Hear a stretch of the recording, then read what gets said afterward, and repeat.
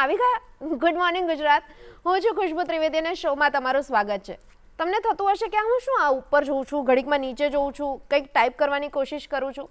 એમાં એવું છે કે લોકો એવું કહેતા હોય છે કે કવિઓનું માથું છે ને હંમેશા આકાશમાં હોય અને ટેકનોલોજીસ્ટનું માથું છે ને હંમેશા નીચે ખૂપેલું હોય. હું આ બંનેને જોડવાનો પ્રયત્ન કરતી હતી પણ મારાથી તો ના થયું.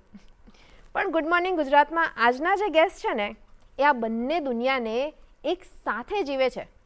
એમના એક હાથમાં કલમ છે તો બીજા હાથમાં કીબોર્ડ છે. ક્યારેક એ મેઘદૂતની છાયામાં બેસીને ઉર્દુ અદબમાં કવિતાઓ લખે છે તો ક્યારેક એઆઈ અને સાયબર સિક્યોરિટીના વિચારો નવા મંચ પર ફૂંકે છે. તો ચાલો સ્વાગત કરીએ આજના આવા જ મહેમાન જે પોએટ પણ છે અને ટેકનોલોજીસ્ટ પણ છે એવા પ્રતીક રાઠોડનું. Good morning sir. Good morning ખુશ્બુબેન. કેમ છો? ખૂબ મજામાં, ખૂબ સારું. કેવી છે આજની સવાર, પોએટિક કે ટેકનોલોજી વાળી? થોડી પોએટિક રાખીએ. ઓકે, સો પોએટિક સવારની આપણે વાત કરીએ તો પોએટ્રી તમારા જીવનમાં એન્ટર કેવી રીતે થઈ? બહુ ટ્રેજિકલી એન્ટ્રી થઈ પોએટ્રીની. સો મારું વતન ગીર, હું ગીરથી છું અને ગીરની હવાઓમાં મેઘાણી સાહેબની કવિતાઓ વર્ષોથી વાયા કરે અને નેસમાં રહેતા ચારણો આખો દિવસ કંઈકનું કંઈક ગાયા કરે. ઊંચા અવાજો, ઊંચા છંદો, સમજાય થોડું ઓછું પણ રસ લીધા જેવું ખરા. ઘરમાં થોડું ઘણું વાતાવરણ એજ્યુકેશનને લઈને થોડું સ્ટ્રિક્ટ. ઓકે. મમ્મી ટીચર, ઘરમાં થોડું વાતાવરણ સ્ટ્રિક્ટ હતું એટલે ભાષાઓ સાઈડનો પ્રેમ બાળપણથી હતો. ઓકે. હવે હું પહેલાંથી એ શીખ્યો, જાણ્યો અને સમજ્યો ને તો મને 3 વસ્તુઓ સમજાય કે સંસ્કૃત દાદીમાં છે, હિન્દીમાં છે અને ઉર્દુને માસી કહી શકાય દૂરના. ઓકે. તો આ ત્રણેય વ્યક્તિઓ જોડે સમન્વય સાધવાનું કામ હું હજુ કરી રહ્યો છું. મેં હજુ સાધી નથી લીધું પણ હું કરી રહ્યો છું અને ટુ બી વેરી પ્રિસાઇઝ મને મદદ કરી લે છે મારા લખવામાં. એટલે હું એમનો ઉપયોગ એટલો જ કરું છું જેટલો હું લખી શકું. ઓકે. ભાષાઓમાં એક્સપર્ટ કોઈ ના બની શકે મારા મત પ્રમાણે, કેમ કે ભાષાઓની કોઈ લિમિટ નથી હોતી, શબ્દોની કોઈ લિમિટ નથી હોતી.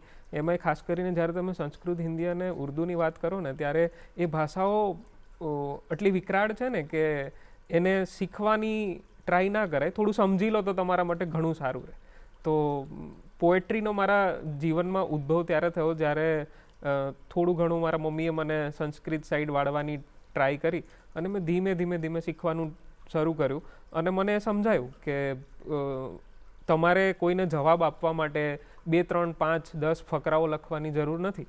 જો થોડું ઘણું રાઇમિંગ આવડતું હોય અને રાઇમિંગ પણ ના આવડતું હોય, કોઈ છંદ વગરનું પણ લખી કાઢો અને જો એને તમે કવિતા તરીકે લોકોની સામે મૂકી શકો, રજૂ કરી શકો તો લખી શકાય, તમારા વિચારો રજૂ કરી શકાય અને સમાજને 2 વર્ગની બહુ વધારે જરૂરિયાત રહેશે.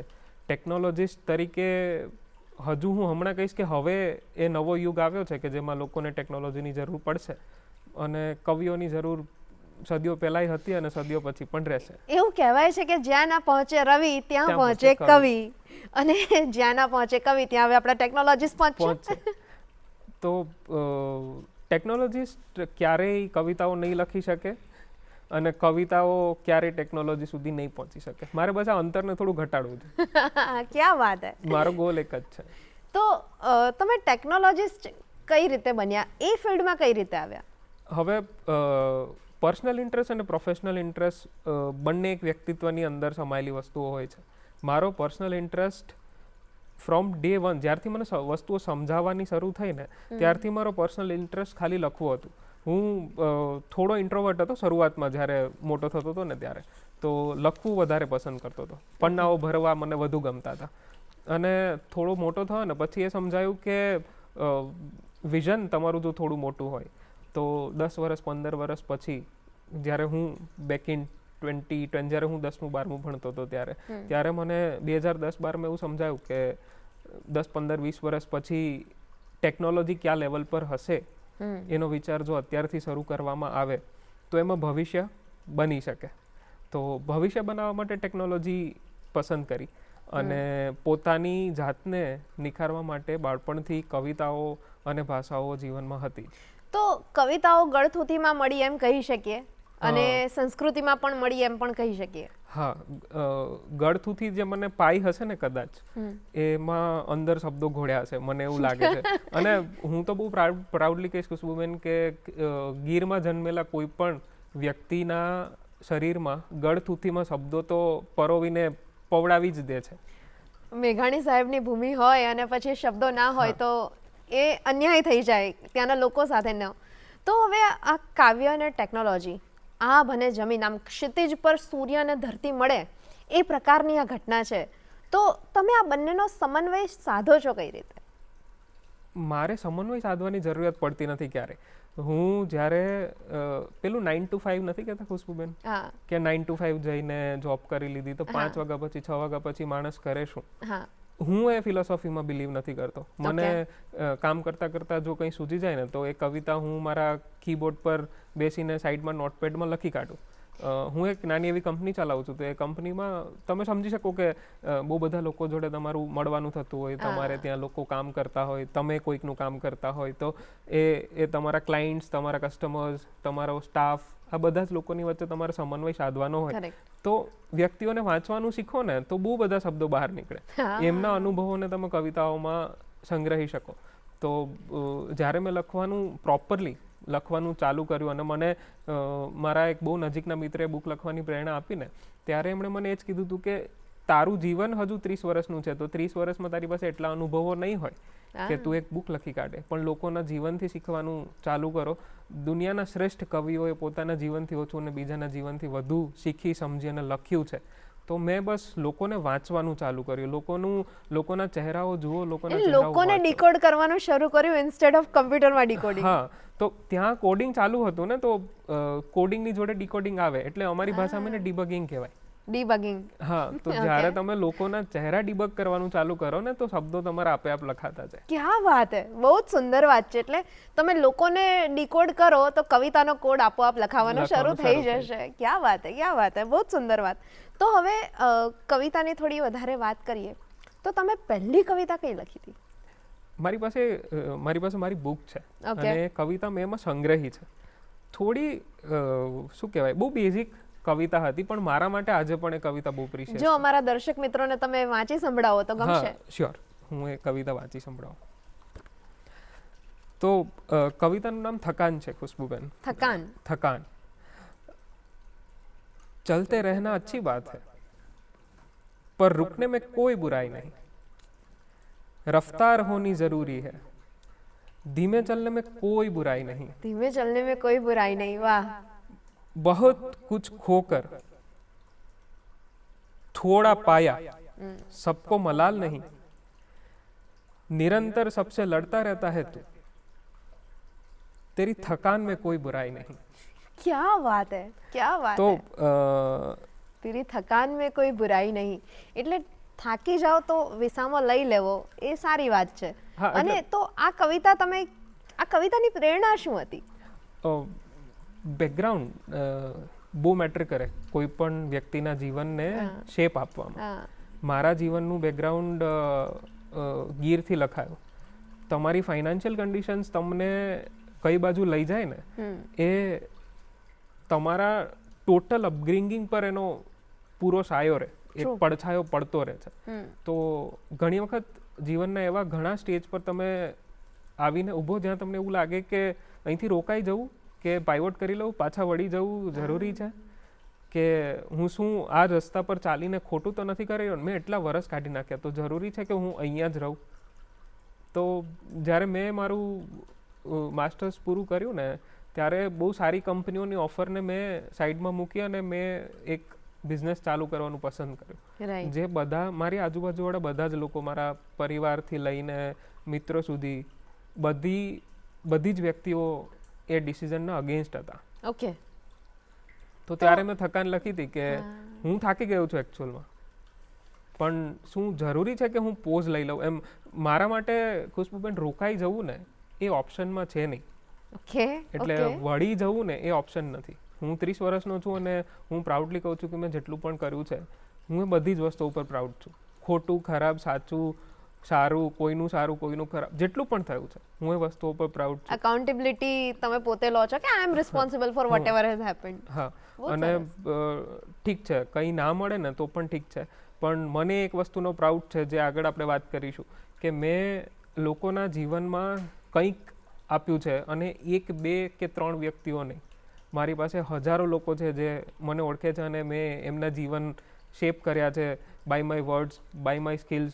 તો મને થાકવું મંજૂર છે, થાકીને 1 મહિનાનો પોઝ મંજૂર છે, 1 મિનિટનો પોઝ મંજૂર છે લખવામાં, કામમાં 1 મહિનાનો પોઝ મંજૂર છે, જે સમયની ડિમાન્ડ હોય, જે સમય માંગતો હોય એ. પણ થાકીને પાછા વળી જવું એ નહીં પોસિબલ. मैं दौड़ना चाहता हूँ, भागना चाहता हूँ, थकना चाहता हूँ, पर रुकना नहीं चाहता. क्या बात है.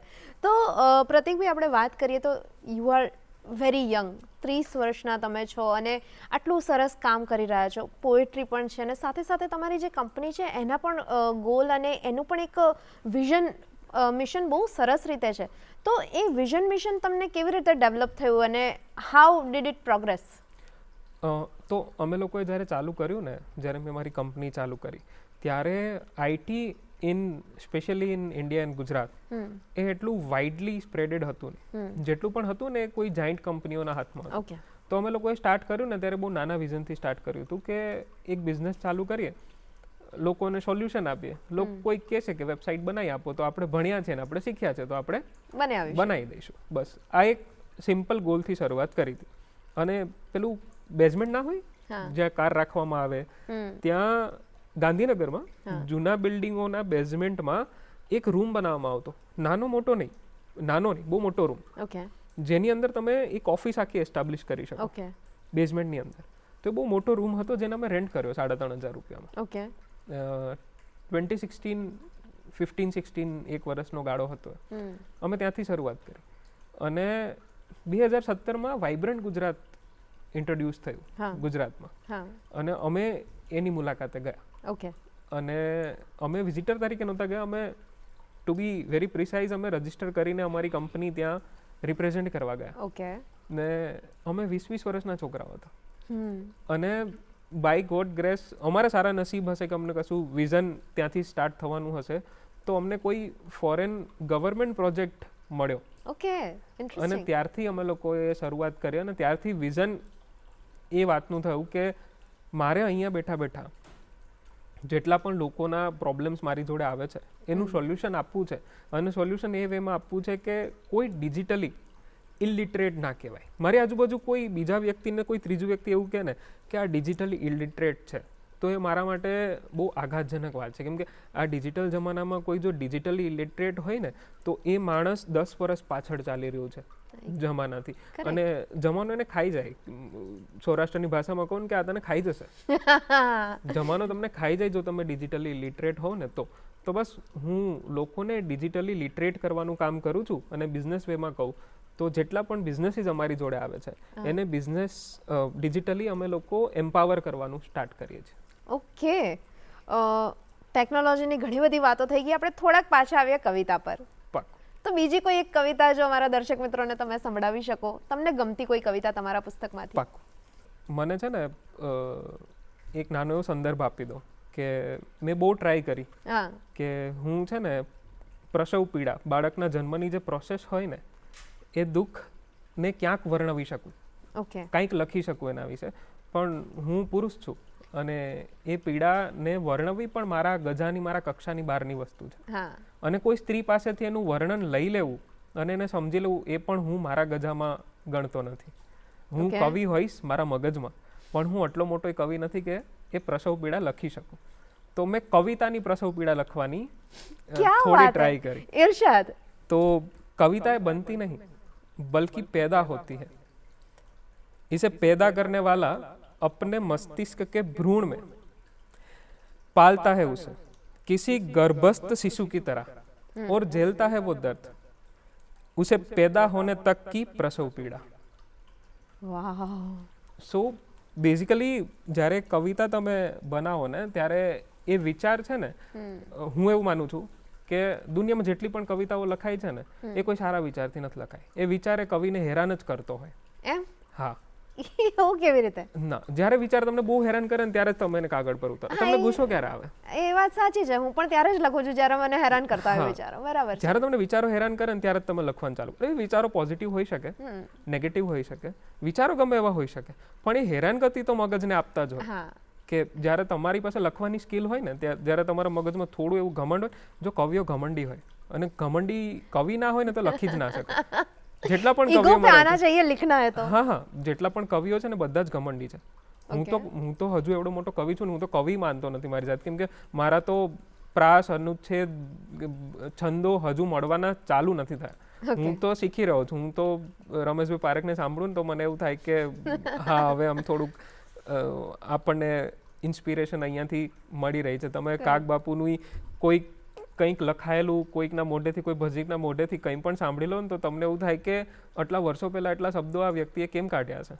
ઓકે, તો આપણે રમેશ પારેખ એટલે 6 અક્ષરનું નામ એમની વાત કરીએ કે પછી કાગબાપુની વાત કરીએ કે કોઈ પણ આપણા આટલા મોટા ગજાઓના કવિઓ આપણી પાસે છે, તમારા ફેવરેટ કવિ કોણ છે?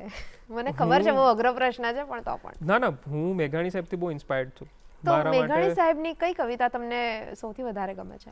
મને પહેલાથી, જ્યારથી હું ઇન્સ્પાયર્ડ થયો છું ને, મને રાઇમિંગ જો ક્યાંયથી આવ્યું હોય ને તો મને ચારણ કન્યાથી જ એ આવ્યું છે. એ મારા ભૂમિની કવિતા છે, ત્યાંથી ઉત્પન્ન થઈ છે. તો ચારણ કન્યા તમને યાદ છે? થોડી ઘણી. તો થોડી ઘણી દર્શક મિત્રોને સંભળાવી શકો તો?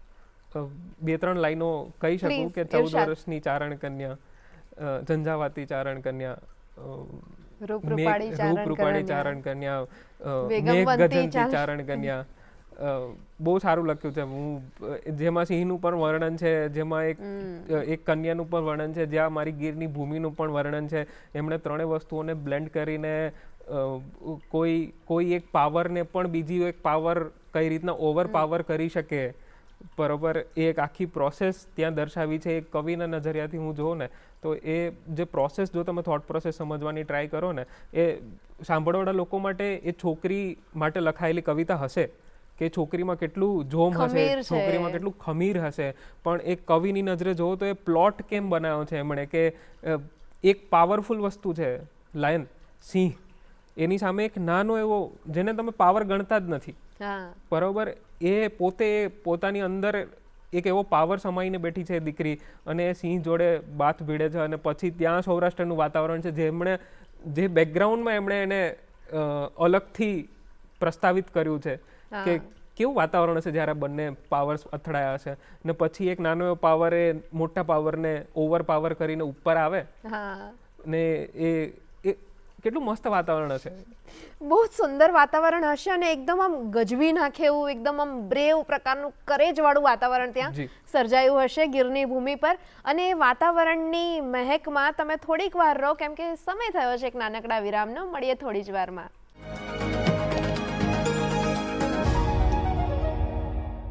બ્રેક બાદ ફરી એકવાર તમારું સ્વાગત છે ગુડ મોર્નિંગ ગુજરાતમાં. અને ખૂબ જ ઇન્સ્પિરેશનલ વાતો ચાલી રહી છે પ્રતીકભાઈ સાથે. અને આવી જ ઇન્સ્પિરેશનલ વાત બીજી એક પણ છે. એ કોની છે એ હું તમને કહું છું, પણ એ શું કરે છે પહેલાં હું તમને કહું. કહેવાય છે ને કે જहाँ ચાહ હૈ વहाँ રાહ હૈ. તો તમારું શરીરમાં 50 થી 60 ફ્રેક્ચર હોય, તમે ખાટલા પરથી ઉઠી પણ ના શકતા હો, તેમ છતાં તમે આર્ટિસ્ટ છો, તમે બહુ સરસ કામ કરો છો અને માત્ર 17 વર્ષના છો. હું વાત કરી રહી છું દશરથ મકવાણાની. ખૂબ ઇન્સ્પિરેશનલ સ્ટોરી છે, આવો જોઈએ.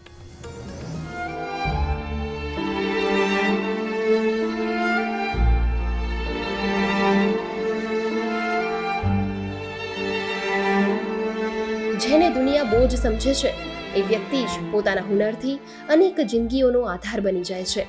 આ જ કલાનો સાચો ચમત્કાર છે. એની જે શારીરિક ખામી છે, પણ દશરથ માનસિક રીતે અપંગ બિલકુલ નથી. હાલ સગીર હોવા છતાં એનું માઇન્ડ છે ને એ એક પુખ્ત પુરુષ જેવું કામ કરે છે. એણે એના ઘરની આર્થિક સ્થિતિ એણે નજરે જોઈ છે, બીમારીની વેદના પણ એણે વેઠી છે, અને એમાં એના મા બાપ એને કઈ રીતે ઉપયોગી થયા છે. હાલ એના પિતાજી પણ નથી. એ એના બહેનોને, એના બાને, એના કુટુંબને ઉપયોગી થવા માટે છે. એ એક કલાની તરફ છે, એ હવે પ્રગતિ કરી રહ્યો છે. સોશિયલ મીડિયા મારફત બ્લોગ બનાવવા, પેઇન્ટિંગ, એના વિડીયો મૂકવા, અને એને જે ઘરમાં કેવી રીતે ઉપયોગી થવું હંમેશા એ જ વિચારી શકતો હોય, કારણ કે ક્યાંય જઈ શકતો નથી. એ ઘરને કેમ ઉપયોગી થાય આવું સતત એ પથારીમાં રહીને પણ વિચારે છે. ભાવનગરના જાજમેર ગામમાં રહેતા આ છે 17 વર્ષના દશરથ મકવાણા, જેણે તકલીફોને પોતાની તાકાત બનાવી છે. જન્મથી જ અનેક શારીરિક દિવ્યાંગતાઓ ભોગવતો દશરથ આજ દિન સુધી 50થી વધુ ફ્રેક્ચર સહન કરી ચૂક્યો છે. એ ખાટલા પરથી ઉઠી શકતો નથી, પણ જ્યારે તે પીંછી હાથમાં લે છે ત્યારે આખી દુનિયા એની આગળ નમન કરી જાય છે. કેલ્શિયમની તકલીફ છે એટલે મારા શરીરમાં જ્યારે કંઈ હું ચાલું તો ફ્રેક્ચર થઈ જાય અને 24 કલાક હું આ ખાટલા ઉપર જ રહું અને પરિવાર મારો છે તે મને ખાટલા જ બધું ખાવા પીવાનું બધું અહીંયા જંબાવે. નાવું હોય તો મને તેડીને મેકી જાય, તો એવી પરિસ્થિતિથી હું ગુજરું છું. મારા શરીરમાં કુલ 50થી 60 તો ફ્રેક્ચર હશે ને હશે જ તે. આ ક્ષેત્ર હું 2 વર્ષથી દોરું છું અને હજી પણ હું શીખું છું. પરિવારમાં દશરથની 6 બહેનો છે. માં ઘરકામ કરે છે અને પિતાજી હવે આ દુનિયામાં નથી. પણ દશરથ ક્યારેય પોતાનો બોજો બીજાને આપતો નથી. એ પોતાની કલાના આધારે ઘરના ખર્ચમાં પણ સહભાગી બને છે. પોસ્ટરો વેચે છે, લોકો માટે પેઇન્ટિંગ્સ બનાવે છે. એના પપ્પા ફેરવી થાકી ગયા. અમારે દશરથભાઈને ખૂબ મહેનત કરી, અમે સેવા કરી, સારવાર કરી. એના ફ્રેક્ચર 50-60 થઈ ગયા. અમે ભાગ રાખીએ, મજૂરીમાં લઈ જાય. છોકરીઓ નાનું તેડે તો પડી જાય તો ફ્રેક્ચર થઈ જાય, પછી એને દવાખાને લઈ જાય. એમ કરતાં એના 17 વર્ષ એને ફ્રેક્ચર થયા છે. સરકાર પાસે તો અમે એવું માગીએ કે અમારી પરિસ્થિતિ ખૂબ નબળી છે, એટલે અમને મદદરૂપી થાય. શરીર ભલે તકલીફમાં છે, પણ ભગવાને દશરથને અદ્ભુત કલાનું વરદાન આપ્યું છે. એનો નાનો ઓરડો જ હવે એક સ્ટુડિયો બની ગયો છે, જ્યાંથી ભાવનાઓની ભરેલી પેઇન્ટિંગ્સ નીકળી આવે છે. આજે સોશિયલ મીડિયા માધ્યમ થકી પોતાની કલાને દુનિયા સુધી પહોંચાડે છે. એના 1 લાખ જેટલા ફોલોઅર્સ પણ બન્યા છે અને ત્યાં ધીમે ધીમે પોતાનું નામ ઊભું કરી રહ્યો છે. મારી નજરમાં એકવાર પડ્યું કે આવી એક વ્યક્તિ છે જેની શરીરની અંદર 50 ફ્રેક્ચર છે. તમે એને અડો જાણ વગર કે આ જગ્યાએ ન અડાય, એના ઘરના પરિવારને ખબર હોય કે અહીંથી અહીં અડાય, અને તમે અજાણ અડો તો હાલમાં એને ફ્રેક્ચર થઈ જાય અને એના દુખવા મળે. તો મને ખબર પડી કે આવા એક વ્યક્તિ છે જેમને જરૂર છે. દશરથને મેં હેલ્પ કરી, બધી પ્રકારની સોશિયલ મીડિયા આઈડી બનાવી અમે લોકોએ. પછી શરૂઆતમાં 2 થી 3 મહિના તો સખત એની હારે રહો, વિડીયો શૂટ કરવામાં, એડિટ કરી દેતો. આજના સમયની અંદર તો મોસ્ટ ઓફ બધું શીખી ગયો, એની જાતે કરે છે. આજના સમયની અંદર દશરથ પાસે લાખો ફોલોવર છે. ઘર પરિવારના મદદથી, તેમની બેન છે એના સપોર્ટથી એક યુટ્યુબ ચેનલ પણ ચલાવે છે, બ્લોગ બનાવે છે. તો આવી પરિસ્થિતિ હોવા છતાં અહીંયા એ પહોંચી ગયો છે, તો એ બહુ એના માટે બહુ ગર્વની વાત કહેવાય. તે ધારે તો આસમાને પહોંચી શકે છે. દશરથ આપણા સૌ માટે એક જીવંત પ્રેરણારૂપ છે, જે આપણને બતાવે છે કે નબળાઈ શરીરમાં હોઈ શકે છે, પણ હિંમત હંમેશા વિચારોમાં વસે છે. જો મનમાં કંઈક નવું કરી બતાવવાની આગ હોય તો પરિસ્થિતિઓ પણ નમી જાય છે. આઈ એમ શ્યોર કે તમે ખૂબ જ ઇન્સ્પાયર થયા હશો આ દશરથભાઈની સ્ટોરી જોઈને, કે 17 વર્ષની ઉંમરે કેટલું સરસ કામ કરે છે આટલી બધી ફિઝિકલ લિમિટેશન હોવા છતાં. અને વાતની દોર આગળ વધારીએ પ્રતીકભાઈ સાથે. તો પ્રતીક સર, હવે આપણે થોડાક ટેકનોલોજી બાજુ જઈએ તો એઆઈ છે કે ડેટા છે કે જે પણ ટેકનોલોજીકલ વાતો છે, એ વિષય આજના જમાનામાં કેટલો જરૂરી છે? જમાનો જ મારા મત મુજબ તો હવે એઆઈનો ચાલુ થઈ ગયો છે. ભારતમાં કેટલા લોકોને એઆઈ નહોતી ખબર 1 વર્ષ પહેલાં, અને 1 વર્ષમાં કેટલા લોકોને ખબર પડી. મારા મત મુજબ ગામડાઓ સુધી આ વાતો પહોંચી કે કંઈક આવ્યું છે એઆઈ કરીને, જેમાં ફોટોઝ બને છે, જેમાં વિડીયોઝ બને છે, જેમાં લખવું હોય તો આપોઆપ લખાઈ જાય છે. આવી વાતો ગામડાઓ સુધી પણ પહોંચી. મેટ્રો સિટીઝમાં આ કામ 1 વર્ષ પહેલાં થઈ ચૂક્યું હતું, ઇન્ટ્રોડક્શન તો આવી ગયું હતું. હું વાત થોડી પાછળ જઈને કરું કે પડદાની પાછળ કેવું કામ થતું હોય, તો લોકો જે અમારા જેવા આઈટી પ્રોફેશનલ્સ કામ કરવા જતા હોય એમના માટે કેટલું સહેલું છે, કેટલું અઘરું છે. જે લોકો બેન્કિંગ સેક્ટરમાં છે કે અકાઉન્ટિંગ સેક્ટરમાં છે કે ફાર્મામાં છે કે જેટલી પણ ઇન્ડસ્ટ્રીઝ આપણે લઈ લીધી, આ બધી જ ઇન્ડસ્ટ્રીમાં ડિજિટલી બધું જ અપગ્રેડ થઈ ચૂક્યું છે. ત્યાં એઆઈ કેટલી મદદ કરી શકે એમ છે. તો આપણે વિશ્વ પાસેથી ઇન્સ્પિરેશન લઈને ધીમે ધીમે વસ્તુઓને સાંકળી રહ્યા છે બધા જ ડિપાર્ટમેન્ટમાં. મારા મતે લોકો માટે જીવન જરૂરિયાતની વસ્તુઓમાં જેમ પાણી પીવું, ચા પીવી, આ બધી વસ્તુઓ આવી ગઈ છે ને, એવી જ રીતના આ બધી જ વસ્તુઓ ધીમે ધીમે એઆઈ, મશીન લર્નિંગ, આઈટી, આ બધી જ વસ્તુઓ ધીમે ધીમે થોપવામાં આવશે. થોપવામાં એટલા માટે કેમ કે જે છોકરાઓ યંગસ્ટર્સ કોલેજીસ ભણવા જઈ રહ્યા છે, હવે એ કલ્ચર નથી ને ખુશ્બુબેન કે ભણવાનું છોડી દે. હા 15 વર્ષ પહેલા એવું હતું કે 12મું પાસ થઈ ગયું, ભણવાનું છોડી દો. હા હવે એજ્યુકેશન કમ્પલ્સન થઈ ગયું છે, આપણી સોસાયટીનો પાર્ટ થઈ ચૂક્યો છે. અને એજ્યુકેશન સિસ્ટમમાં પણ ધીમે ધીમે આ વસ્તુઓ ભણાવવામાં આવી રહી છે. પહેલાં માસ્ટર્સમાં હતી, હવે બેચલર્સમાં આવી, અને મારા મત પ્રમાણે 1-2 વર્ષમાં 11-12 ધોરણમાં પણ આ વસ્તુઓ આવી જશે. ઓકે. તો આખી સોસાયટી માટે આ બધી વસ્તુઓ સમજવી બહુ જરૂરી છે. આની ઇમ્પેક્ટ જે તમે મને પૂછી, એ ઇમ્પેક્ટ બહુ ડીપ ડાઉન પડશે ઓકે. લોકો પર, કે એ ઇમ્પેક્ટ લોકોને વિચારવા માટે મજબૂર કરશે કે મારે શીખવું જરૂરી નથી પણ સમજવું તો જરૂરી છે. હા મારી જોડે શું થઈ રહ્યું છે, હું શું કરી રહ્યો છું, મારા દિવસના 18 કલાક જે હું જાગું છું, કે 14 કલાક જાગું છું, કે 12 કલાક જે હું વર્કિંગ છું, જાગતી અવસ્થામાં છું, હા ત્યારે મારા હાથમાં જે સૌથી વપરાતી વસ્તુ છે મોબાઈલ એની અંદર શું ચાલી રહ્યું છે, મારી આંખોની સામે જે સ્ક્રીન છે એની અંદર શું ચાલી રહ્યું છે. તો આ બધું શીખવાની પહેલાં જરૂરિયાત હતી નહીં, પણ હવે શીખવું, સમજવું અને પોતાની જાતને સિક્યોર રાખવું ત્રણેય જરૂરી છે. તો આપણે તમે ઘણી બધી વાતો આ જવાબમાં વણી લીધી. એમાં એક વાત હતી એજ્યુકેશનલ સિસ્ટમ અથવા એજ્યુકેશનલ પ્રોસેસની. જી. તો એક હોય થિયરિટિકલ એજ્યુકેશન અને એક હોય પ્રેક્ટિકલ એજ્યુકેશન. તમે આટલા બધા બાળકોને, આટલા બધા લોકોને ટ્રેન કરો છો, આટલા બધા લોકોને શીખવાડો છો, તો મને એ સવાલ થાય છે કે એજ્યુકેશન પોલિસીમાં અથવા એજ્યુકેશનલ પ્રોસેસમાં થિયરી કે પ્રેક્ટિકલ શું વધારે જરૂરી છે ને કેમ? એજ્યુકેશનના શરૂઆતના સમયમાં થિયરી જરૂરી છે. હું તમને સીધો આવીને એવું કહું કે બંજી જમ્પિંગ કરવાનું છે, તો કોઈને જોયા વગર કે તમને કોઈ આઈડિયા જ નથી તો તમે એમને એમ કૂદી ના જાઓ નીચે. એટલે થિયરી એટલી જ જરૂરી છે જેટલું પ્રેક્ટિકલ નોલેજ જરૂરી છે.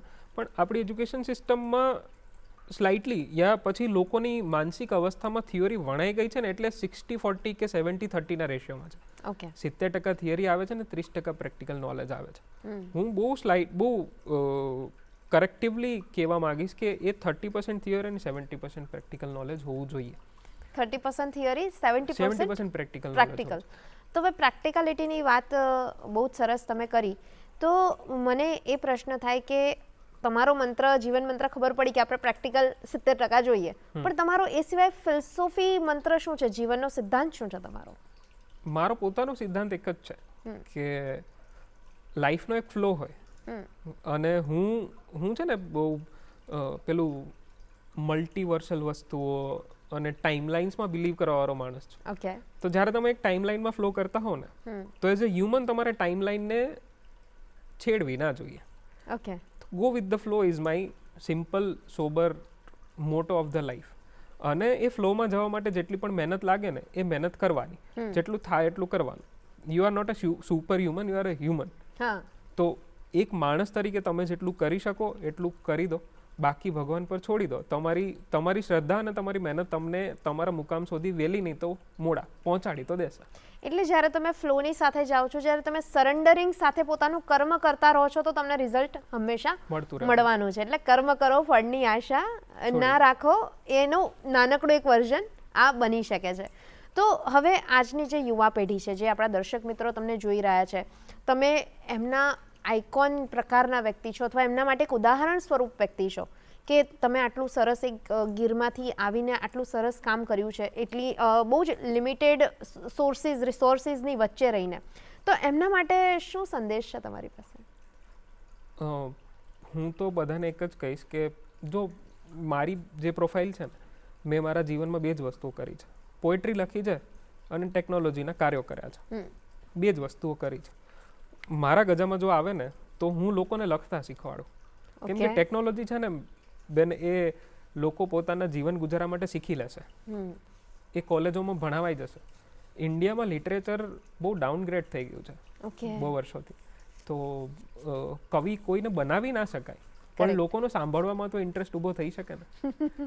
તમે મને કહી દો કે સોશિયલ મીડિયા આપણે બધા યુઝ કરીએ છીએ, તમે છેલ્લા 5 વર્ષમાં ક્યાં કવિના કોન્સર્ટમાં જતા લોકોને આમ ગાંડાની જેમ આતુરતાથી રાહ જોતા જોયા હોય? તો કવિના કોન્સર્ટ થાય છે ક્યાં? હા, તો થવા જોઈએ. હા. કેમ નથી થતા? અને એને કોન્સર્ટ નામ કેમ આપવામાં નથી આવતું? હા, થાય છે મેમ, બેન, કવિતાઓ પઠન કરવામાં આવે કવિતા છે. પઠનના થાય છે, બરાબર છે, પણ કવિતા કોન્સર્ટ આ બહુ સરસ કોન્સેપ્ટ હા, છે. તો એને નહીં મેડમ, એ પહેલા પણ કોન્સર્ટ નામ હતું નહીં. આ તો શું 100માંથી 1000 લોકો થયા ને તો એને કોન્સર્ટ નામ આપી દીધું. એ પણ એક વેસ્ટર્નાઇઝેશન જ તો થયું. રાઈટ, પણ આ કોન્સર્ટ થોડોક આમ ટેકનોલોજીકલ અથવા તો વાઇબ વાળો વર્ડ છે. તો હવે વાઇબ અને ટેકનોલોજી પર આવીએ તો ટેકનોલોજીના ક્ષેત્રમાં તમારું વિઝન નેક્સ્ટ 5 થી 10 વર્ષમાં શું છે? 10 વર્ષમાં હું ફક્ત એ જ ઈચ્છું છું કે મારી આજુબાજુના જેટલા પણ યુવાનો છે ને એ પોતાનું કંઈક બનાવે. બીજા માટે જેટલું પણ કામ કરતા હોય સાઈડ બાય સાઈડ પોતાનું કંઈક બનાવે. 10 વર્ષમાં ભારત પાસે કે ગુજરાત પાસે કોઈક એવી પ્રોડક્ટ હોય, કંઈક એવું હોય કે જેની પ્રસિદ્ધિ દુનિયાભરમાં હોય અને આપણે અહીંયા બેઠા બેઠા મજબૂર કરીએ લોકોને કે તમે અમારી પ્રોડક્ટ યુઝ કરો. હા, વાવ. સો આ ટેકનોલોજી છે અને ટેકનિકલ એજ્યુકેશન છે, એની એજ્યુકેશન પોલિસી વિશે તમારે કંઈ કહેવું છે? હું બહુ બધી વખત બહુ બધા મંચોથી આ વસ્તુ બોલી ચૂક્યો છું. મને વસ્તુઓ સુધારવામાં વધુ ઇન્ટરેસ્ટ છે. હું સોલ્યુશન ઓરિએન્ટેડ પર્સન છું અને મેં બહુ બધી વખત જ્યાં જ્યાં કરિક્યુલમ અને સિલેબસ ડિઝાઇન થતા હોય ને એની બોડીઝ હોય અને બહુ સારી રીતે કામ કરે છે મારા મતે. લોકો બહુ ક્રિટિસાઇઝ કરે છે સિસ્ટમને કે આપણા સિલેબસમાં બહુ પ્રોબ્લેમ છે, પણ જ્યારે તમે એટલા કરોડ લોકો જોડે ડીલ કરતા હોય ને તો તમે રાતોરાત સિલેબસ ચેન્જ ના કરી શકો. પણ ખાલી સિલેબસ બનાવી દેવાથી લોકોના જીવન ચિતરાઈ ના જાય. તમે સિલેબસ ચિતરી શકો, તમે સિલેબસને ડિઝાઇન કરી શકો, લોકોના જીવન ના ચિતરી શકો. સિલેબસ ડિઝાઇન કરવાવાળાઓની જવાબદારી એ છે કે જે 3 વર્ષ કે 4 વર્ષ અપડેટ થવામાં લાગતી હોય એ જ અપડેશન 3 મહિને કે 6 મહિને થાય. એટલે સેમેસ્ટર બાય સેમેસ્ટર નવી વસ્તુઓને એડેપ્ટ કરવામાં આવે, જેમ પ્રાઇવેટ યુનિવર્સિટીઝ કરી રહી છે અને એમને અપ્રુવલ પણ મળી જાય છે. તો એવી જ રીતના જેટલી પણ સ્કૂલો છે, જેટલી પણ કોલેજો છે, એ એજ્યુકેશન પોલિસીઝને બહુ પોઝિટિવલી એક્સેપ્ટ કરે. લોકો સિલેબસને એજ્યુકેશન બર્ડન ના માને, લાઈફ મૂવિંગ પોલિસી માની લે ને તો એ એજ્યુકેશન સિસ્ટમ છે ને એ પણ ફ્લો કરતી થઈ જાય. ઓકે. સ્ટુડન્ટની લાઈફની સૌથી મોટી તકલીફ હોય સિલેબસ, અને હું સ્ટુડન્ટની લાઈફનો સૌથી મોટો બેનિફિટ જોવા માંગુ છું સિલેબસને. વાવ. તો તમને શું લાગે છે કે આગામી થોડા વર્ષોની અંદર, જેમ હવે તો બધું રેપિડલી ચેન્જ થાય છે, આજે જે હોય ને 1 મહિના પછી કંઈક અલગ જ હોય, કદાચ આવતીકાલે જ અલગ હશે, તો કેટલી બધી અનસર્ટેનિટી છે, કંઈક નવું નવું હંમેશા શીખતા રહેવાની. તો હવે આ જ્યારે આપણે સિલેબસની વાત કરીએ તો કશું ફિક્સેટેડ ના થઈ શકે, તો એના માટે શું કરવાનું? એકચ્યુઅલમાં વર્ષોથી એજ્યુકેશન સિસ્ટમ જ્યારથી ડિઝાઇન થઈ ને ત્યારે સિલેબસની પ્રસ્તાવના જે હતી કે સમયની સાથે આ ચેન્જ થશે, કોન્સ્ટન્ટ નથી. તો પેલું છે ને ચેપ્ટર 1 કોન્સ્ટન્ટ હોઈ શકે, પછી કોલન પછી જે લખાય ને એ કોન્સ્ટન્ટ રહેવાનું નથી. ઓકે. તો જેવી વ્યવસ્થા બને જેટલું જલ્દી એ ચેન્જ થઈ શકે. કેમ કે પહેલાં છે ને ખુશ્બુબેન, સિલેબસ છાપતા ટાઈમે પુસ્તકો છાપવાની જરૂરિયાત પડતી હતી. ઓકે. એ એક્સ્ટ્રા કોસ્ટિંગ હતી બધા માટે, ગવર્મેન્ટ માટે, પ્રાઇવેટ સેક્ટર માટે, બધા માટે કોસ્ટિંગ હતી. હવે ડિજિટલ યુગમાં પુસ્તકો છાપવાની કોસ્ટિંગ, મેં હમણાં એક એનાલિસિસ વાંચ્યું હતું ઓનલાઈન કે જે પ્રિન્ટિંગ કોસ્ટિંગ હતું ને એમાં ડ્રાસ્ટિક 85% ડ્રોપ છે. ઓકે. કેમ કે લોકો ડિજિટલ કોપીઝ રીડ કરવાનું વધુ પસંદ કરે છે. Okay. In terms of education. તો હવે એ બર્ડન નથી ઓકે કે આપણે એટલા 1000 કે એટલા લાખ પુસ્તકો છાપવા પડશે according to that syllabus. Okay. તો એ અનઓફિશિયલ જે છે ને એને થોડું ઓફિશિયલ વેમાં કન્સિડર કરીએ ને આપણે, તો જેટલી પણ અપડેટ્સ છે ને એ રેપિડલી થઈ શકે સિલેબસની અંદર, છોકરાઓની જે ભણવાની પ્રોસેસ છે એની અંદર, અને એ જ પ્રોસેસને છોકરાઓ પણ એડેપ્ટ કરી શકે. ઓકે. એટલે પહેલાં શું હતું, લેગસી કન્વર્ટ થતી. તમે કોલેજમાં હતા ને તો તમે તમારા સિનિયર પાસેથી બધું જ શીખી લેતા હતા. Correct correct. નોટ્સ પણ એમની પાસેથી જ લેવાની હોય. હવે આ જમાનામાં એ પોસિબલ નથી. તમે સિનિયરનો સપોર્ટ લેવા જાઓ ને ત્યાં તો ટેકનોલોજી ચેન્જ થઈ ગઈ હોય, specially in technological education. Correct. ત્યાં સુધીમાં ટેકનોલોજી ચેન્જ થઈ ગઈ, વિષયો ચેન્જ થઈ ગયા હોય.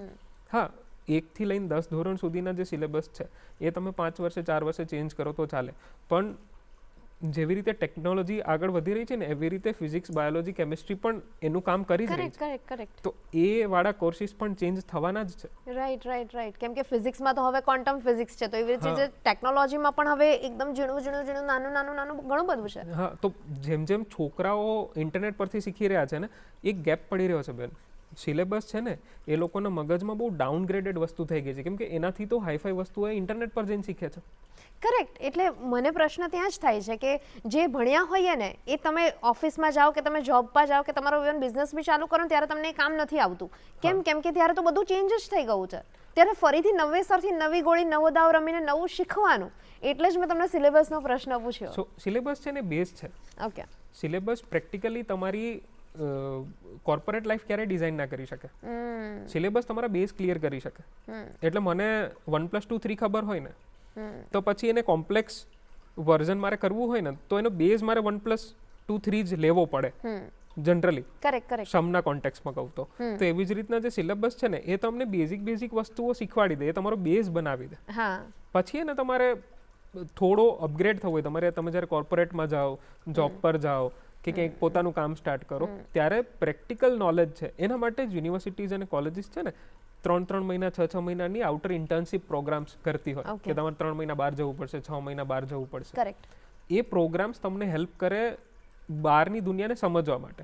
હવે તમારી પાસે એક નોલેજ છે જે તમને તમારા સિલેબસ આપ્યું છે, એક નોલેજ છે જે તમે બહારની ફિલ્ડથી લઈને આવ્યા છો. હવે એક ડિલેમા સમજાવું તમને. આ બે નોલેજ તમારી પાસે છે, તમે એક 3 મહિનાની ઇન્ટર્નશિપથી કશું શીખ્યા અને તમારા સિલેબસે તમને કશું શીખવાડ્યું, પણ જે સ્ટુડન્ટ છે ને એ પોતે ઇન્ટરનેટથી પોતાના આજુબાજુના વાતાવરણથી એવી વસ્તુઓ શીખે છે જે બેમાંથી એકે જગ્યાએ મેચ નથી થતી. ઓકે. તો સ્ટુડન્ટના મગજનો જે આ ડિલેમા છે ને એને સિલેબસે દૂર કરવો જોઈએ, કેમ કે કોર્પોરેટ પોતાની જાતને ચેન્જ કરવાનું નથી.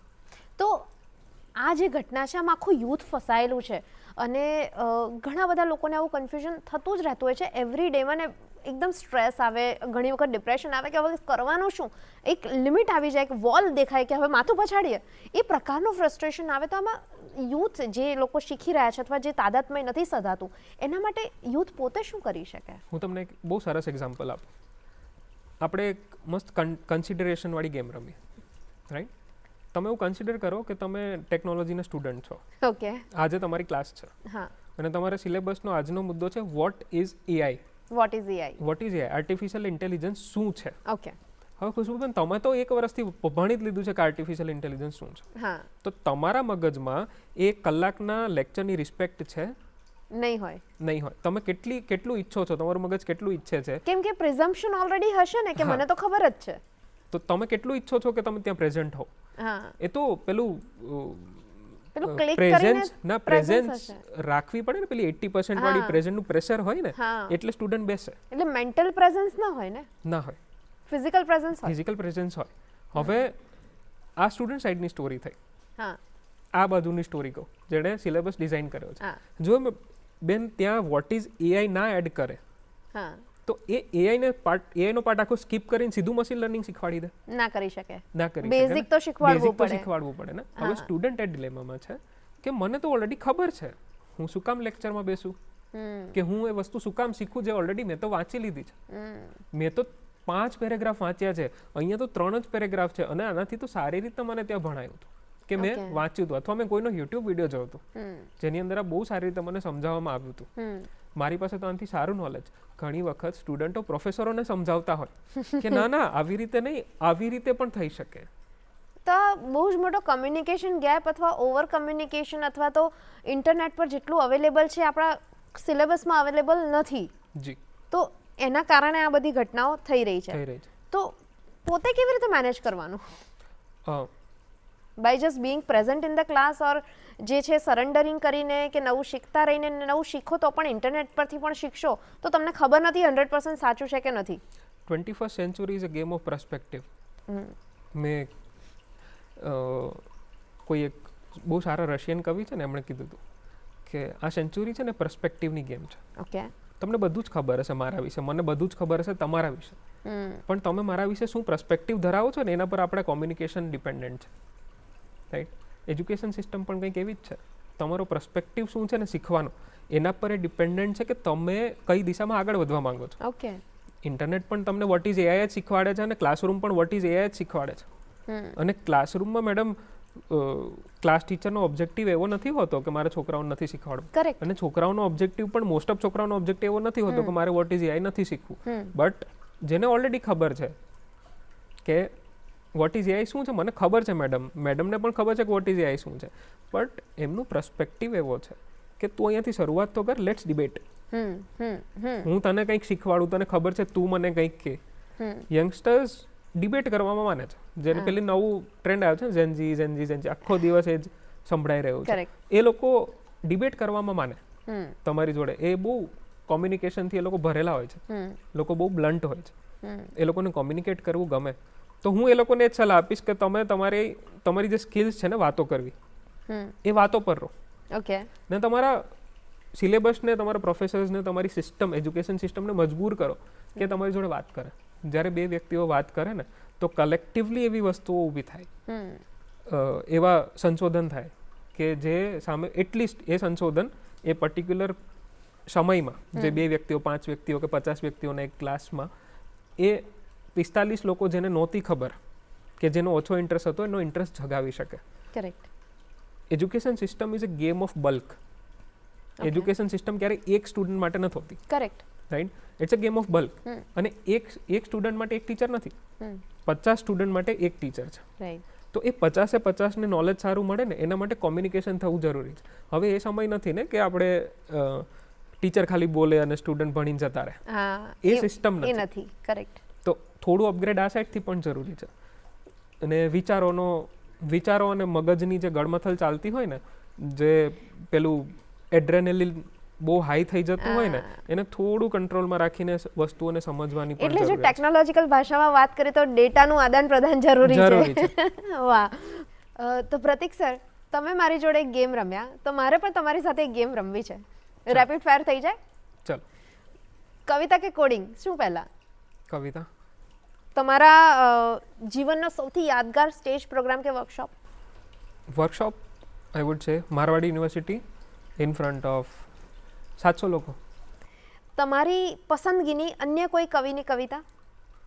તો ચારણ કન્યા ફોર શ્યોર, ઓલવેઝ. વાહ. તો તમારા મનપસંદ કવિ કોણ છે, કાલિદાસ કે ગાલિબ? કાલિદાસ. હા, લોકો Okay. એમને કવિ નથી કહેતા, ટુ બી વેરી પ્રિસાઇઝ. હા. એ ગ્રંથો લખ્યા છે એમણે, હા પણ મારી નજરમાં એક Yes. કવિની નજરમાં કવિ છે. ઓકે. અને જો તમારી દીકરી હોય અને તમારી દીકરી આવતીકાલે તમને એક પ્રશ્ન પૂછવાની હોય, તો તમને કયો પ્રશ્ન સાંભળવો ગમશે એની પાસેથી? હું કવિ બનું કે ટેકનોલોજી સાઈડ જઉં? Okay, thank you so much પ્રતીકભાઈ. Thank you. તમારી સાથે વાત કરવાની બહુ જ મજા આવી. કવિતાઓ પણ સાંભળી, ટેકનોલોજીની વાતો કરી અને ઘણું બધું જાણવા મળ્યું કે ક્યાં લેક છે અને ક્યાં શું કરી શકાય અને કેવી રીતે આગળ વધવું જોઈએ. આટલી સુંદર વાતો કરવા માટે thank you so much. Thank you Kusum.